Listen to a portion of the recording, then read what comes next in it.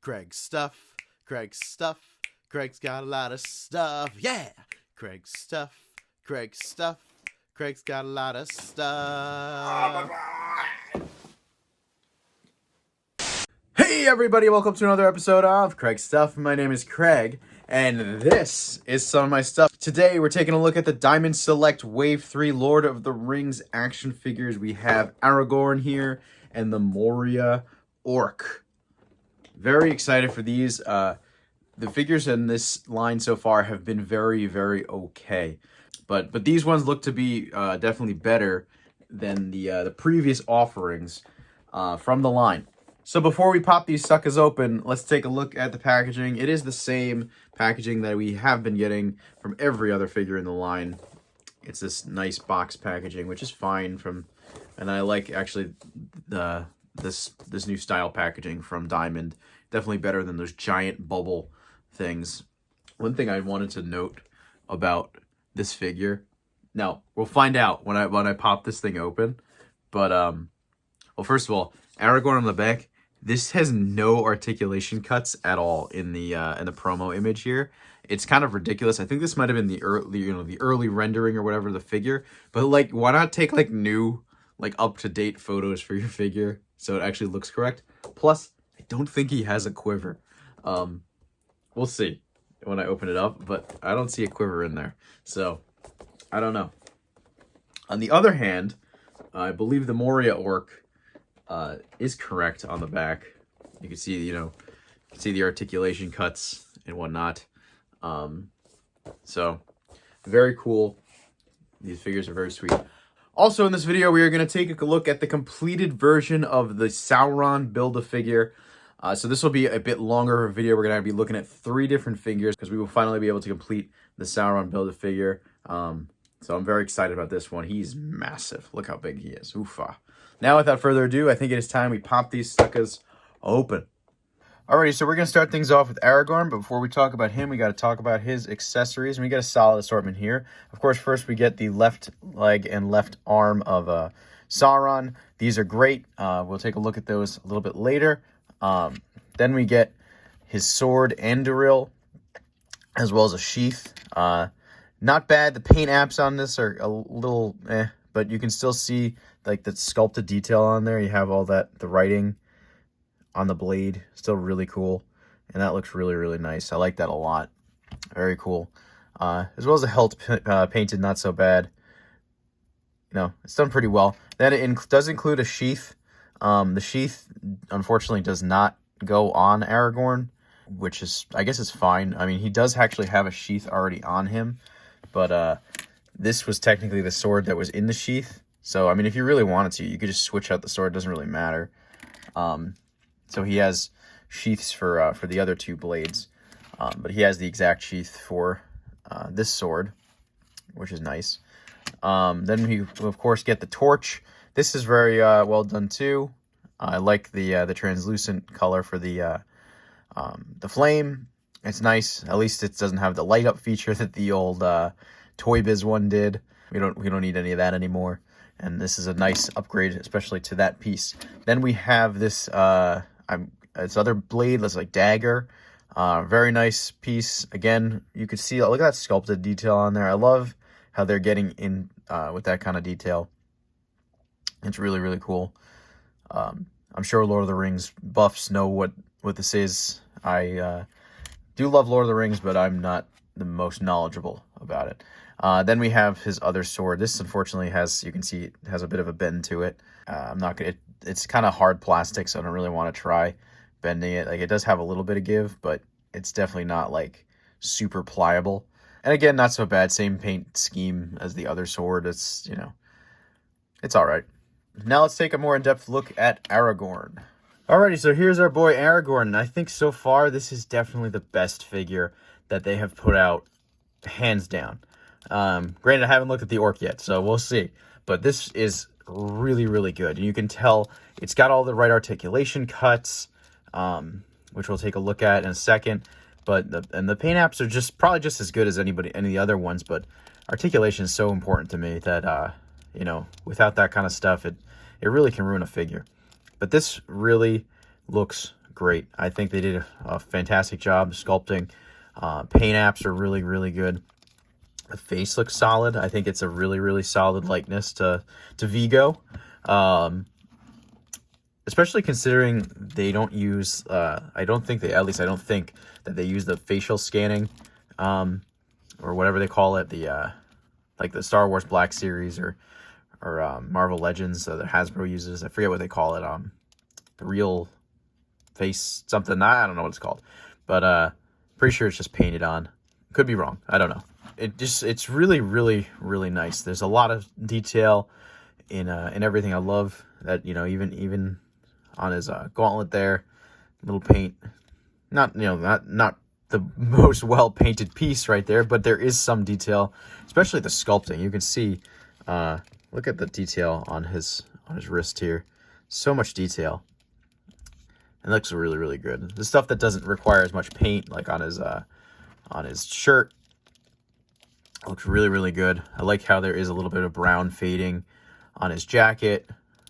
And then you go into his boots and you can see it looks, you know, like his pants look dirty. His mud on his boots. It looks really, really good. Sheath doesn't look so bad either. You know, you have the little, I don't know if that's actually a smaller blade inside of the sheath. That might actually supposed to be like a smaller blade, but it's just sculpted on there.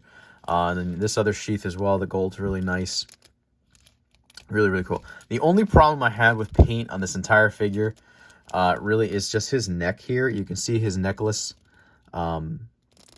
It was sculpted in there, but then they kind of like just blotched the paint for whatever reason. It's just you can see how it looks just really weird. It almost looks like he has two holes in his neck because of the way that it was sculpted, and they just there's just too much paint, and it's just raised up. It just looks kind of weird, but from a distance you really can't tell.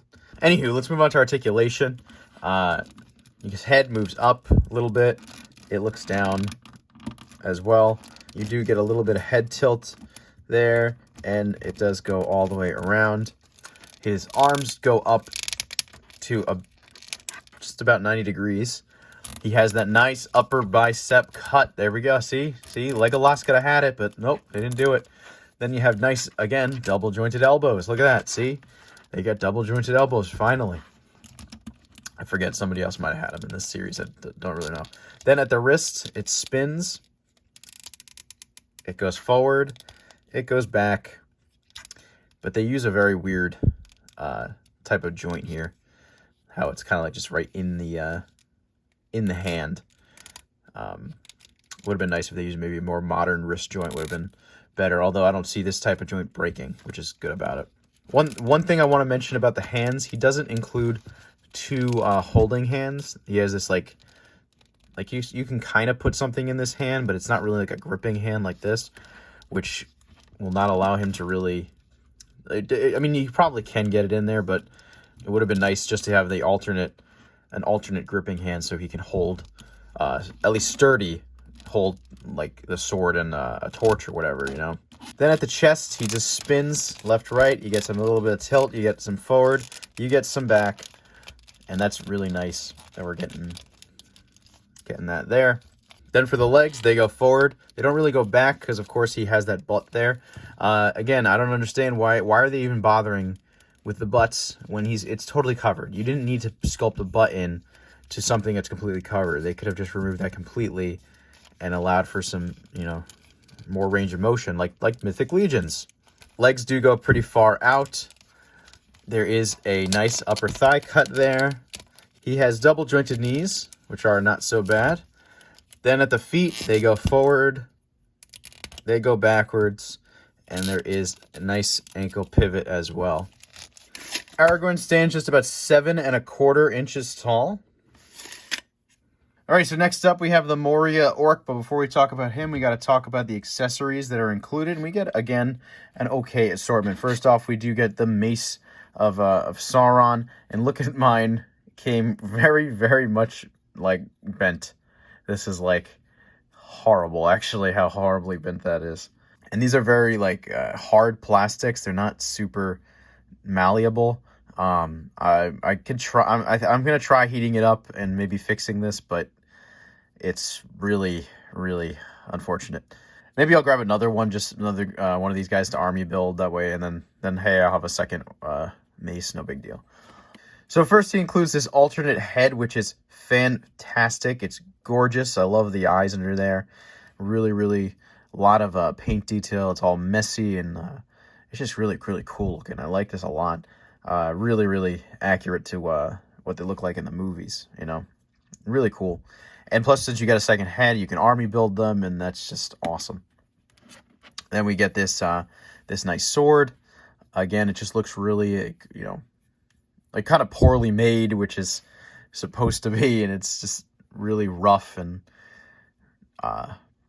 very cool, though. I like this a lot. Then we get this spear. Same idea. It just doesn't look like it's the, you know, nicest made weapon. It's just a pointed spear and a very rough stick with you know, a lot of detail on there. I like this. It's very, very well crafted.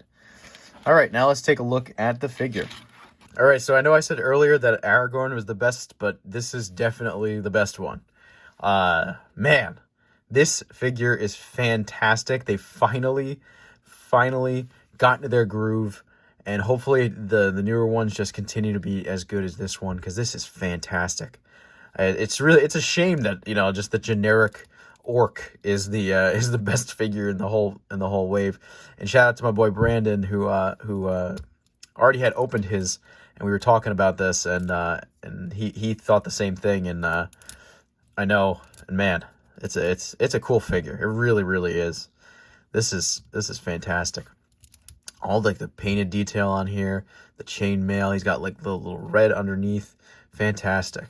It's just gorgeous. There's so much detail. Like look at all the chainmail. Look at all this. It's fantastic. There's like 3 different colors in there. There's like that bronzish color and the blacks, and oh man, it's really cool. He just looks so dirty and gross, and it's just very, very accurate to what they look like. And I can't wait for the Urukai. I really might need to grab a second one of these, because this is cool. I like this a lot. Face sculpt's great. I mean, it looks just like they look in the movie. You know, they're small and they're just like crazy looking. Now let's take a look at articulation. His head looks up, it looks down, it tilts side to side. Actually, quite a lot of tilt on there. And of course, it looks all the way around. Shoulders do go up. They don't go all the way up to 90 degrees, but they go up far enough. That's no big deal. They go all the way around. There is an upper bicep cut. He has really nice double jointed elbows. Look at that. He gets all the way in. I know he's got really skinny arms, and, you know, it's usually easier for a smaller figure to get that kind of range. Then at the waist, it spins all the way around. It goes forward quite a bit, actually. It goes back, and there is tilt side to side. Really good there. He actually also spins a little bit at the lower waist, so you can see the legs actually do spin there as well. So that's interesting. We get both, which is cool. Then the legs go forward quite a bit. You get nice forward. They don't really go back too far, because again, look at that sculpted butt. Actually, there's even detail, and it's like he's got his underwear. They sculpted his underwear on this figure. Wow, not bad. All right, then he has this really not so bad split. He has the upper thigh cut. He has really good double jointed knees. Look at those double jointed knees. Fantastic. Love it. Then at the feet, we go forward, we go back, and we have ankle pivot. I am so beyond hyped with how this figure turned out. It just puts the wave 1 and wave 2 to shame. And it's just very disappointing that, you know, we got such important characters before they really perfected like how the figures are going to be. And yeah, this is fantastic. I'm so happy. Please, Diamond, if you want, just re-release those other guys with some new cuts. Just do it. I'll buy them again. I don't give a crap. This is fantastic. Love it. The orc is much smaller, just stands a little bit under 6 inches. Alrighty, so we are not done yet. Before we finish off this review, we have to talk about the Build-A-Figure, the big boy, the way too big for my review space Sauron. Probably gonna have to zoom out this video.